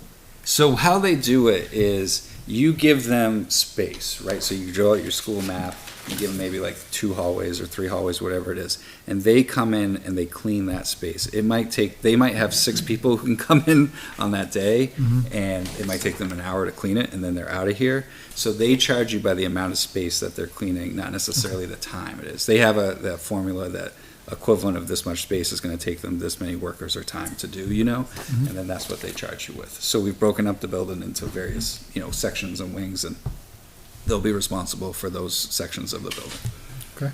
They did the second floor at CHS last year. Yeah, and I understand that the services were pretty well received, and we expanded it to the middle school at that time as well. Yeah. So, great. I'd say only on this, if this is going to be the contract, that the end date needs to be 6/13/2025, not 24. We can adjust that. Thank you for catching that. And the feedback from our custodians is that this has been helpful for them, and it's. Yes. Okay, so do you need to approve the dollar amount as a part of this motion? I think the dollar amount could change. I don't know if you want to approve the exact, maybe that's your cap, if you want to do anything. I mean, if we were to be fortunate and have 6 people walk in tomorrow, we would give them a 60-day notice and say we're opting out because we're going to be fully staffed, and that would obviously significantly reduce the amount of money we're paying for them. We don't anticipate it going above that amount. Like, that would be our internal kind of cap of what it would be. So tell me what the amount is. Up to 130. Is it up to 130? Yeah. Yeah, so then I amend my motion to be up to 130 if my I'll second that. second concurs. 130,000. 130,000. That's all you $130, yeah, that's it. You get 15 minutes, and that's all. What's that base 10 Yeah. math coming in? Yeah, I'll second that. Okay, so we have an amended motion by Ms. Ames and second by Ms. Harrison. Any additional discussion? All right, all those in favor, please say aye. Aye. Opposed? Abstained? Carries 5-0. Thank you. All right, similar but actually different is the second MOA here for student services, for special services. So this actually involves one of our grants. So we have essentially a case manager, but someone in student services of a grant position that we haven't been able to fill this year. So the funding for this position comes out of grant. It does not come out of our budget. But we still want to fill it because what this person is going to do is they're going to handle the special ed services and responsibilities for St. Francis here in Litchfield, to kind of take that off the hands of our case managers in the buildings, allow them to stay here in our own buildings. And with some of the additional time that we anticipate this person having, just providing some additional support at both the middle school and the high school in special education. So this will be funded totally out of the grant. For the sake of, I think, respect and honoring, we wanted to send an MOA also to the LEA, because we're doing it for the custodial side of things. It's a little apples and oranges, because this isn't out of our budget, this is out of the grant instead. But to like be upfront and be like, we are contracting someone who would be a case manager under their kind of bargaining unit, right? Their contract's very specific on what positions we can contract out for, and this isn't one of them. So we just wanted to be upfront with the LEA. They understand, they're on board with this plan. They see how it can be really advantageous for our current case managers to not have to go over to St. Francis, and they feel it's a benefit to them. So I want to bring that to the board. I think we technically could have done this without an MOA because of the grant situation with it, but in starting off on the right foot with everyone, being transparent, we're doing it with the custodians. I want to do similar with the LEA. So the grant funding covers the entire position? Yep. And is it just a single year grant? Or? Yep. And then we go for it every year, and we get it in some capacity every single year. Yeah, because I just know that one thing that we've run into is with all districts have run into is with grant funded anything. Yeah. Is they get all of this infrastructure in place, and then the grants go away, and then they have to figure out how to pay for it. So. Yep. And there are currently vacancies in the special ed department. We currently have vacancy in both middle school and the high school in special ed right now. And those positions would continue to be open. We have an interview tomorrow for one of them, so, no, Friday, sorry. I'm a day ahead of things. So Friday, so knock on wood that works out, but yeah. All right, I'll make a motion to approve the MOA for special services using grant funding. Second. Motion by myself, second by Mr. Shoemaker. Additional discussion? All those in favor, please say aye. Aye. Opposed? Carries 5-0. Excellent, thank you. So I'll turn things over to Julie. I did include my BA report, which was really just the financials for the month of July. And then, and as well as the transfers.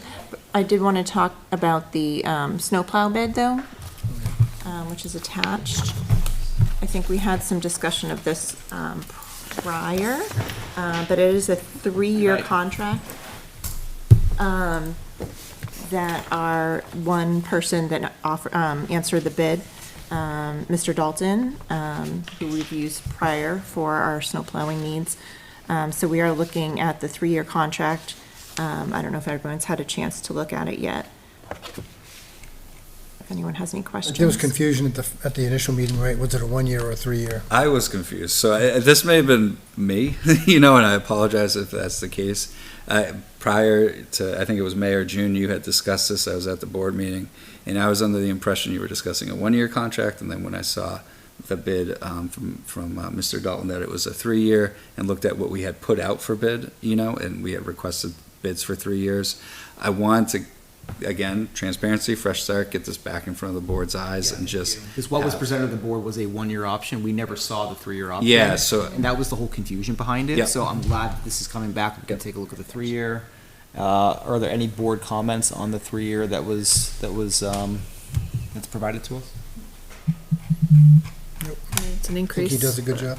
Yeah. And we appreciate all that they do for us during the winter season. Yeah. Is there a motion to approve, please?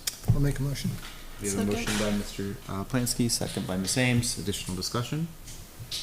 All those in favor of approving the 3-year contract for snow plowing, please say aye. Aye. Opposed? Abstained? Carries 5-0. Thank you. And I unofficially told Mr. Dahl he's got to answer my texts when it snows. I'm really nervous about that first snow call, so he's going to be my helper. We can show you where he lives. It's not a problem. Can I just ask a quick question about it? Sorry. I noticed that sanding was crossed out. It's just salting. Is that we don't need sand? We salt is my understand. This is I not don't my know the realm. difference, like- I think we stick to salting, and Eddie gets his salting from someplace. I'm gonna just hang that. Well, there's out an entry guys that's done still every year points between to the salt salt? purchase from the school district to the town. Yeah. So, All right, gotcha. yeah, I think it's covered that one. On the budget reports, and I've gone through and just started to look at it, and apologies for not emailing you yet, but under the reserve and trust balances tab, Yes. there's a running history of increases and decreases to that trust fund starting in row 14. I'd like to have the transfers done that were just done in July. Okay. So you just add them there. Absolutely. Yeah, so it's clear. Andrew, what sheet are you on? This is the FY25 school board financials report, and underneath the tab, it's reserve and trust balances. There's a running list of all the ins and outs of those accounts, and I'm just asking, we made transfers over the past month, I just want to make sure that that's recorded here as well. Do that. Cool. Anything else for Ms. Starling? How's it going so far? So far, so good. Yes. Do you want to give him the update on first? Oh, yes. First student, we did, Brian and I both met with our representative from First Student, and they have told us that at this point, we are ready to move forward with drivers for the beginning of the school year, which is fantastic. They are still working through negotiations, but we do have through, I think it's September. 12 or 11, 10 to 12, yeah. something like that. Yeah. They guarantee they will not strike. I mean, we had a superintendent call today, and old timer superintendents were like, don't worry about it. This happens every time they negotiate. I'm still super nervous. This is like my first time, but people seem to think that it would not come to that. But I am not. That's not how I would like to start things. That would be an interesting start to your year. Yeah, it would not be great. So hopefully, Just the beginning, too. You know, this was a promising Brutal update they provided us, and it continues to head in a promising direction where everyone can be happy. All right, well, please keep us posted. Absolutely. All right, well, we'll move into public minutes. We have minutes from July 10th as well as August 7th. I think we should do them individually if the board doesn't mind. That's fine. Has everyone had a chance to review the minutes from July 10th? If so, I'll entertain a motion. I'll make a motion to approve the minutes from July 10th, 2024, the public minutes from July 10th, 2024. Thank you, Ms. Harrison. Is there a second? He's got it. All right, second by Mr. Plansky. Additional discussion? All those in favor, please signify by saying aye. Aye. Aye. Opposed? Abstained? Aye. 401. That's right. I haven't watched that meeting yet. Okay. It was quick. I think it was like under an hour. Yeah. 55 minutes. We may have made that comment, but it was because you weren't there. Well, how quick was the August 7th? Because I wasn't there. We were like an hour and a half, right? Under an hour and a half. Yeah. There was two guys running They were the like, thing. "We've They didn't done believe me. it." I said Yeah. it's gonna be under an hour and a half. All right, well, we have the minutes from August 7th. I'll make a motion to approve the August 7th Ms. minutes. Ames. I'll second. Second by Mr. Plansky. Additional discussion? All those in favor, please say aye. Aye. Opposed? Abstained? Aye. Carries 401. All right, and now we're on to policies. Excellent. So I'm just going to jump in on this, and if anyone else wants to jump in, you can. As the board was aware from, maybe if you've watched the minutes from the August 7th meeting, there were some updates that were given pursuant to Title IX. And initially, it made it sound like they were very serious, imminent changes that the board, we thought we were going to have to discuss on August 7th. From there, there were conversations that we could take the time to go ahead and bring it to policy and then bring it back here to the board for tonight. And so we did do that. So our policy committee met last week, I think it is. Some are just Wednesday or Tuesday, somewhere. something. idea what day. Yeah. Sometime last week. It was, we met sometime last week, and we went over, the different policies related that incorporate the Title IX or that are impacted. So, correct me if I'm wrong, there is NHSBA has a version of the policy they've sent out, and then we've also had our lawyers review the policies and our policies in particular to see what's in compliance, what we need to change in order to make it in compliance. They are different as of right now because this area.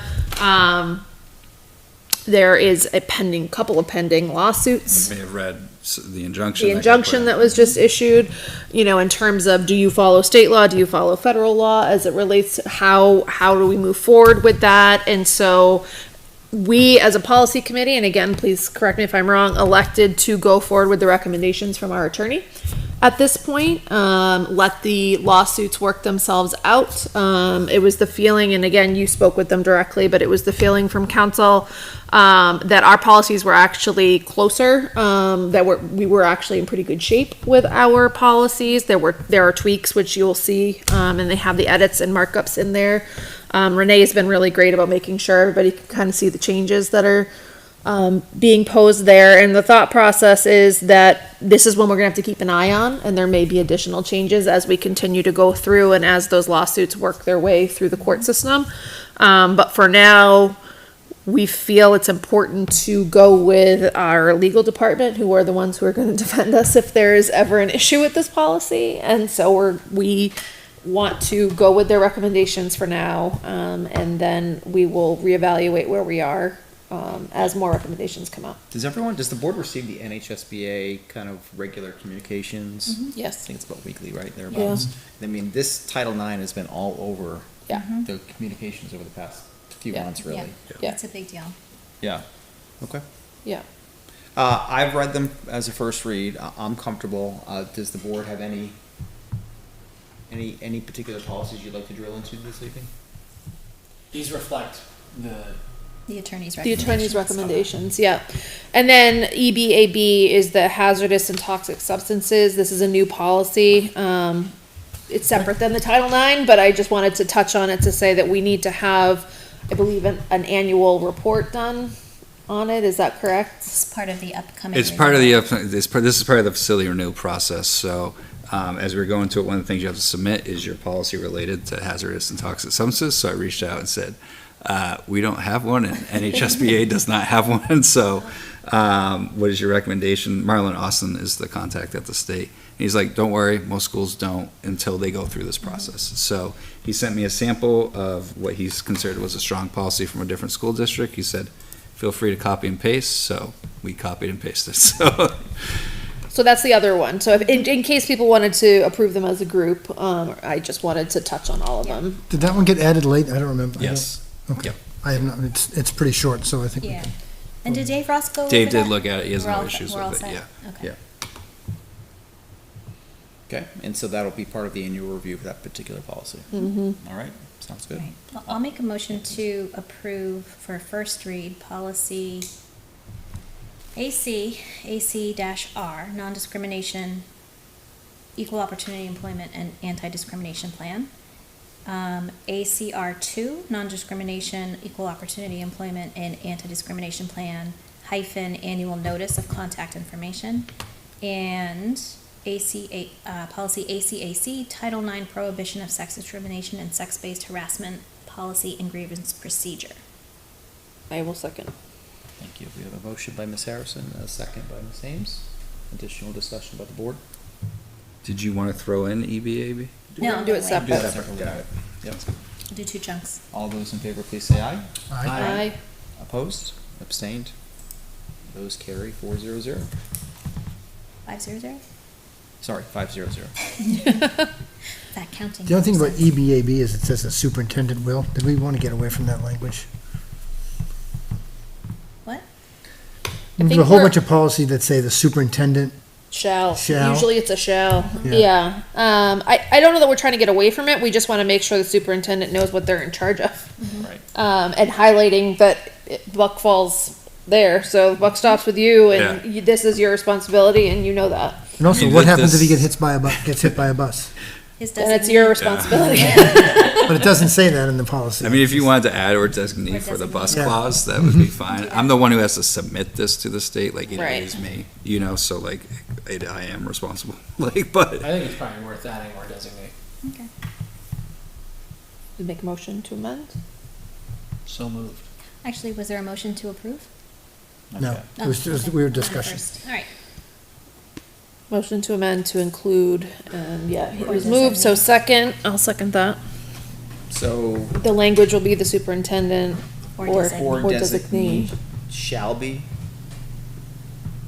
Yeah, I like shall better. okay. That's my motion. Oh, wait. The superintendent may delegate responsibilities to school system staff as appropriate. That's the last sentence of that Oh, paragraph. yeah, there you go, super, yeah, okay. So And we're never good. mind. Trying to open it on my phone so my computer.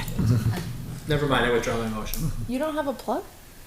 None of these plugs. All right, let's scratch the motion and just make a clean motion, please.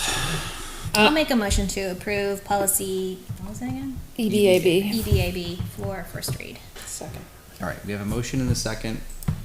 Additional discussion?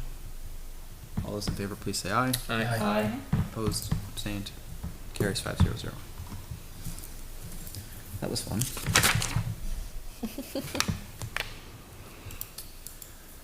Okay.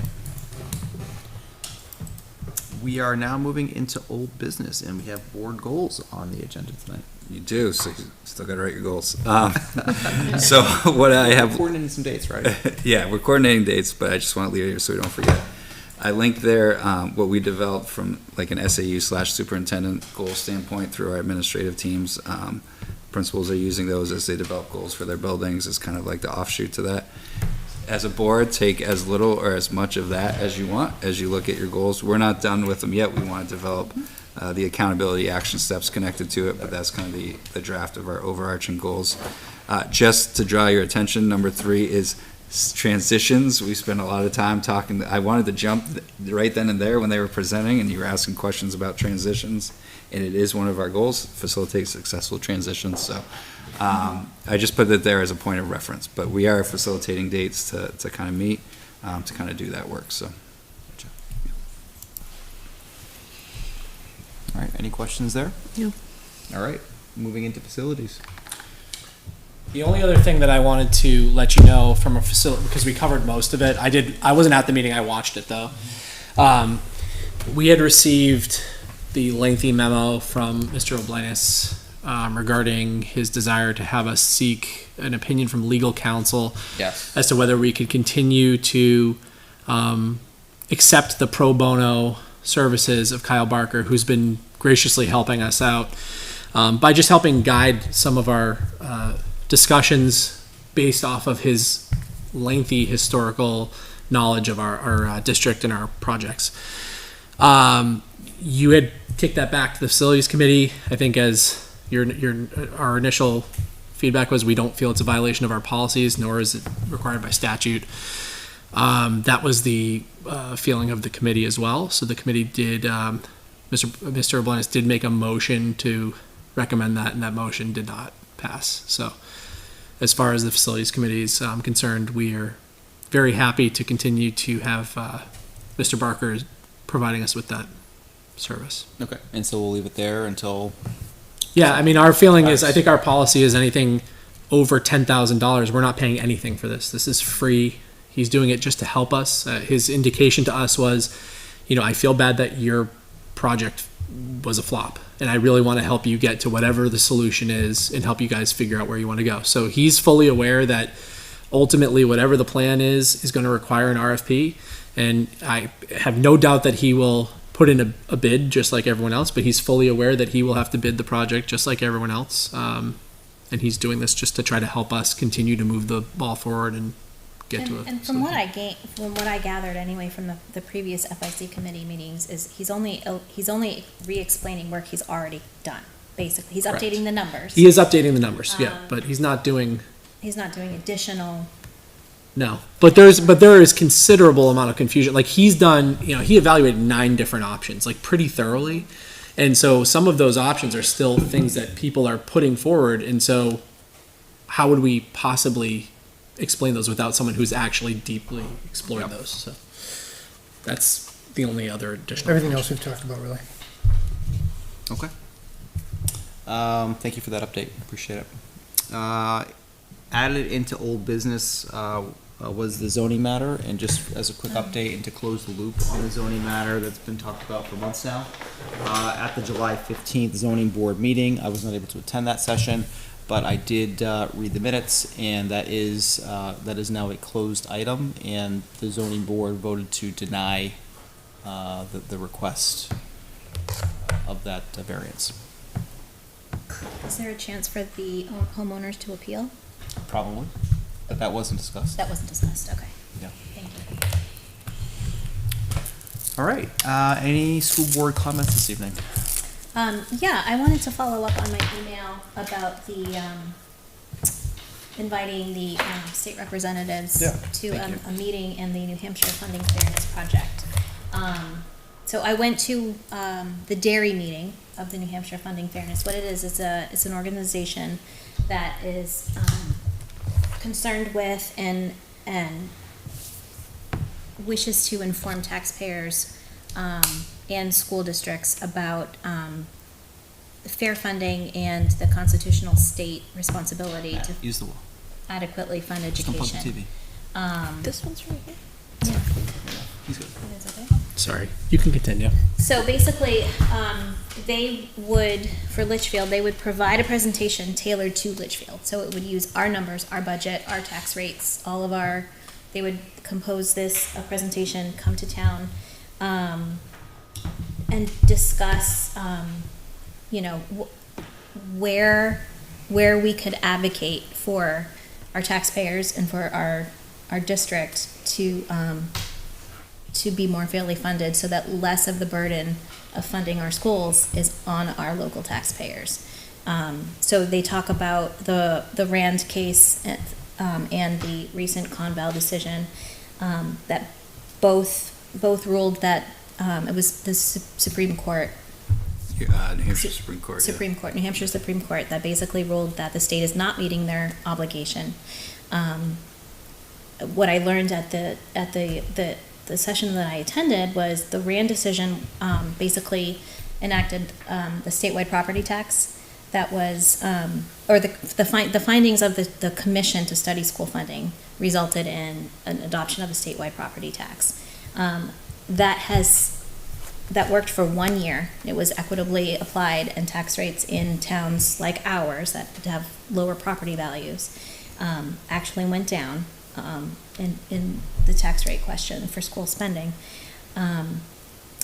But there have been amendments to that legislation that have favored property-rich towns, and it is no longer an equally distributed property tax. It's not an equitable state property tax, as was ruled. So what I would like is to invite the Funding Fairness Project to come to town and do a meeting, a community forum, maybe in the high school library, and invite community members and invite the people in town that are running for state reps. I know we have a much bigger ballot this year than in years past.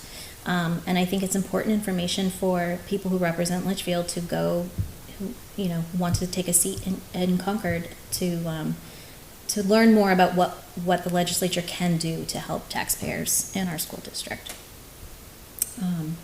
I think it's important information for our school board, our administration, the budget committee. I would certainly like to extend an invitation. Select board, taxpayers, and like I mentioned before, the representatives. In the past, I think when I started my tenure on the board, we invited our state senators and state representatives to come to a meeting. A few of them did attend, and we asked them to advocate for us at the State House and to help us, do better for Litchfield. So when you say statewide property tax, is that in addition to the Litchfield property tax, or is it It's something already different? included in Litchfield property Okay, tax. so it's So we swept. already I didn't pay know what I'm swept. saying. Yep, we already pay swept. But some of I just got a brief today that said, there's a coalition of the 20 most property wealthy towns in the state that pay I think it was 80% of the statewide property tax, but they have been given levies and reductions for the legislation because of the, the ages-old question of the donor towns and the recipient towns.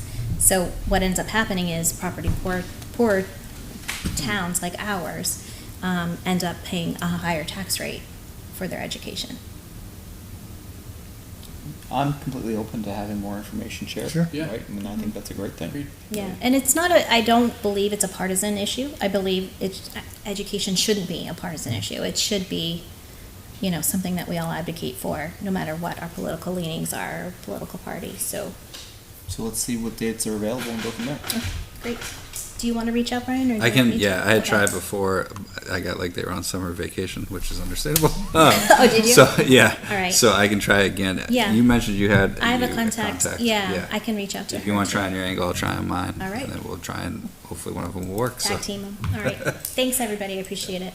I would just like to congratulate our food service director, Lauren Crowley, for passing the school nutrition specialist Yes. exam. Yay. All right, congratulations, Lauren. Well done. She's a rock star. Yep. Our lunch menu's out yet? But yeah, You look right. August, Okay. yeah. All right, fantastic. Anything else for school board comments? All right, hearing none. We have the manifest here. The manifest does have 3 signatures. You're welcome to take a look, but I think we're good to close manifest at this point. And we'll move into our second community input this evening. Anyone else wish to address the board tonight? Seeing nobody running up to the mic, I'm going to close community input. And with that, we're going to close our public session this evening. We are going to move into non-public session underneath RSA 91A3 and specifically A, B, and C. And with that, I will entertain a motion to move into non-public. So moved. Second. So moved. Motion by Mr. Shoemaker, second by Ms. Harrison. All those in favor, please say aye. Aye. Opposed? Abstained? Carries 5-0-0. Thank you very much, everyone. Have a great evening. And for those on summer, enjoy the remaining summer break, and good luck with the start of the school year on Monday. Maybe 4 days. See you all tomorrow. Have a good night. These kids to bed at 8 o'clock on Sunday. I've been trying with my own.